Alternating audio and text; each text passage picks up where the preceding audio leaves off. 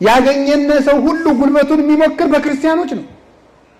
ጉልበት አለኝ የሚል ሁሉ መግደል እንደሚችል የሚያረጋግጠው እኛን በመግደል ነው።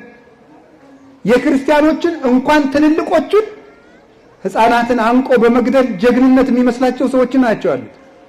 የ2 ዓመት ሕፃን ሰምታችኋል? ሰሞኑን የታነቀ የ2 ዓመት ሕፃን ይታነቃል? ትልቅስ ቢሆን ይታነቃል? ነውር አይደለም እንዴ? እና እንደዚህ ከሆነ እግዚአብሔር ለምንድን ነው ዝም የሚለን? ለምንድን ነው እንድንሞት የሚያደርገው? ልንገራችሁ የእግዚአብሔር ቤተሰቦች፣ አልሆንለት ብሎ ነው? ለኛ ስለማያዝንልን ነው? ባያዝንስ ቢያንስ ለ2 ዓመቱ ሕፃን ያዝነው? እኛስ መቼም በደለኞች ነን። ለምንድን ነው እግዚአብሔር ዝም የሚለን? ታውቃላችሁ? ሰማዕትነት የመንግስተ ሰማያት መግቢያ በር ስለሆነ ነው። ክርስቲያኖች የክርስቶስ ልጆች በመሆናቸው ሲገደሉ እግዚአብሔር ዝም የሚለው ከዚህ ከዳተኛ ዓለም ወደ እውነተኛው ዓለም ሊወስዳቸው ስለፈለገ ነው። ወደ ቅፉ ሊሰበስባቸው ስለፈለገ ነው።